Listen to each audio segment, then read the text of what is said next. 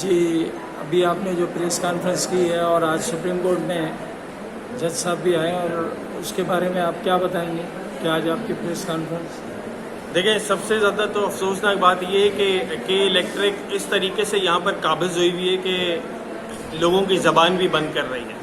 ہماری آج جب پریس کانفرنس کے لیے ہم نے جب سب چینلز کو بھیجا، جب ہر ادارے کو بھیجا جو جرنلزم کرتے ہیں، آزاد جرنلزم کرتے ہیں، اسی سوچ کے اوپر بھیجا کہ آج کی پریس کانفرنس کے لیے وہ سارے یہاں پر موجود ہوں گے، مگر کیونکہ میڈیا کو خرید لیا گیا ہے، میڈیا کے مالکان کو خرید لیا گیا ہے، جرنلسٹ قید ہو چکے ہیں اور اپنے مالکان کی مجبوری کی وجہ سے اب سامنے نہیں آ پا رہے ہیں، اور انہوں نے جس طریقے سے آج ہماری پریس کانفرنس روکنے کی کوشش کی، اس سے زیادہ تکلیف دہ بات کوئی نہیں ہوگی. اور یہ صاف نمایاں طور پہ نظر آ رہا ہے کہ اس شہر کو وہ یہ غلام بنانا چاہتے ہیں اپنا، کبھی اوور بلنگ کر کے، کبھی لوڈ شیڈنگ کے ساتھ لے کر جا کے آپ چیختے رہیں، چلاتے رہیں، مگر آپ کی سنوائی کہیں پر بھی نہیں ہے. آپ کے بچے مارے جاتے ہیں مگر کہیں پر بھی آپ کی سنوائی نہیں ہے.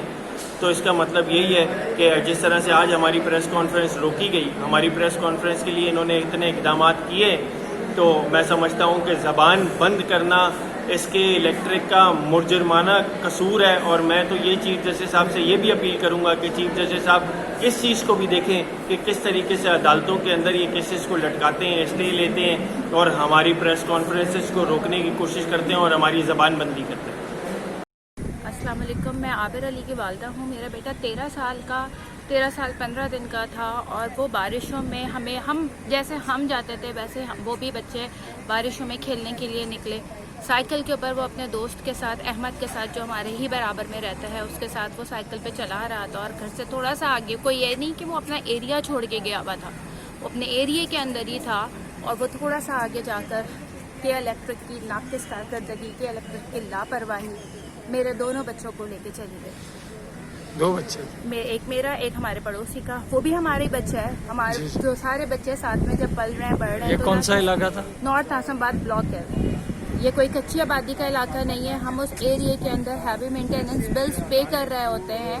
جب گرین اسٹار ہمارا بل ہے، ہمارا ایریا گرین اسٹار ایریا ہے. جب ہمارے ایریا میں کوئی چوری نہیں ہے تو اس میں ٹوٹے ہوئے تار کیوں لٹک رہے ہیں، جس کی آلریڈی اتنی کمپلین کی جا رہی ہے، لیکن کہ الیکٹرک کی کوئی بھی کسی بھی قسم کی کوئی بھی کارروائی نہیں کی گئی کہ اس کمپلین کو دور کریں، اس تار کو کاٹ دیں، اس کو کچھ کر دیں. جب اس تار نے، اس غلطی نے 2 بچوں کی جانیں لے لیں تو وہ آ کے وہ تار کاٹ کے چلے گئے. آج بھی پریس کانفرنس ہوئی ہے تو میں نے دیکھا کہ میڈیا جو ہے اس کو کور نہیں کر رہا. پریس کلب میں ہوئی ہے، پریس والے آئے ہوئے لیکن میڈیا نہیں آیا ہوا. تو پلیز اس طرح مت کریں. آپ لوگ اپنے مردہ ضمیروں کو جگائیں تو اور سوچیں کہ آپ کے گھر میں بھی بچے بھی ہیں، مائیں بہنیں بھی ہیں. کل کو اللہ نہ کرے آپ کے پر بھی یہ وقت آ سکتا ہے. اللہ کی جو ہے لاٹھی بے آواز ہوتی ہے، کل کو آپ کے پر بھی پڑ سکتی ہے. تو آپ پلیز آ کے اس کو کور کرتے ہیں، اگر کور کرنے آئے اور کور جب کرتے ہیں تو اس کو پھر جا کے دکھائیں بھی چینلز کے پر کہ الیکٹرک کے آگے بک مت جائیں، نہ ان کے جو ہے غلام بن جائیں. تو میں شہید حمزہ طارق بٹ کی والدہ بات کر رہی ہوں.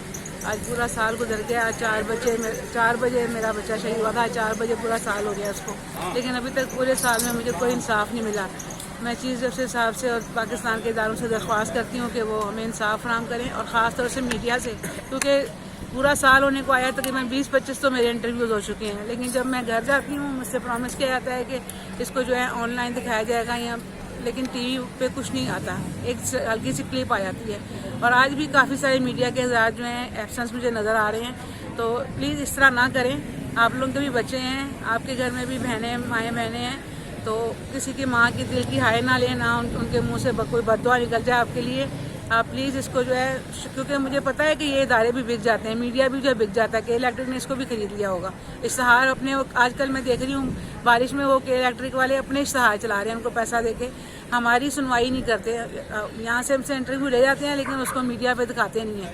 پلیز ایسا نہ کیا جائے، کیونکہ بہت تکلیف ہوتی ہے، بہت دکھ ہوتا ہے. ایک تو میں ویسے ہی بہت دکھی ہوں، اور جب جا کے دیکھتی ہوں اس طرح سے میں آپ کو بیان نہیں سکتی. میں چیف جسٹس صاحب کو یہ بتانا چاہتی ہوں کہ میں پچھلے 11 سال سے میں کینسر کی مریض ہوں. خلیل کے کیس کے اندر سی کلاس کر دیا گیا، پاپوش کے کیس میں سی کلاس کر دیا گیا، شیخ سعد کے کیس میں اسے بھی سی کلاس کیا گیا. کراچی کے ہر ڈسٹرکٹ میں ہونے والی اموات اس چیز کی نشاندہی کرتی ہے کہ FIR CO کے خلاف کٹنی چاہیے اور وہ بھی دفعہ 302 کے تحت، کیونکہ ایک سال 25 سے زائد اموات، کیا آج تک ان کے لیے ایک ایکٹ بھی ہوا، ایک ایکٹ بھی بنا کہ اگر اگلی بار کوئی اموات ہوئی تو کیا ہوگا؟ ایسا کچھ بھی نہ ہو پائے. یہ کے الیکٹرک جس طرح سے فرعونیت کو اپنایا اس شہر کے اوپر بیٹھا ہے اور اس شہر میں اوور بلنگ کی انتہا کر رہا ہے، جبکہ آج کے وقت کے اندر بے روزگاری کی انتہا یہ ہے کہ ہر چوتھا گھر روٹی کھانے سے قاصر ہے. میٹھا پانی کسی کے پاس نہیں ہے، پینے کے پانی تو دور کی بات، نہانے کے پانی کے لیے ترس رہے ہیں. کراچی کون سی ایسی شے ہے جو اس کراچی کو ملتی؟ ہم ہر چیز کے لیے دھتکارے جاتے ہیں. ہمارے لیے نہ ہی کوئی انصاف عدالتوں میں ملتا ہے، نہ ہی پولیس میں کوئی ریلیف کا سسٹم ہمارے لیے موجود ہے. اگر پولیس کے پاس بھی کوئی کیس جاتا ہے تو پولیس اس کو باقاعدہ طور کے اوپر ایسے لٹکاتی ہے اگر کسی طاقتور کا کیس ہو کہ جیسے یہ کیس کی اہمیت ہی نہیں رکھتا. کسی کی جان چلی جاتی ہے، شہر کے اندر کوئی پوچھنے والا نہیں ہوتا.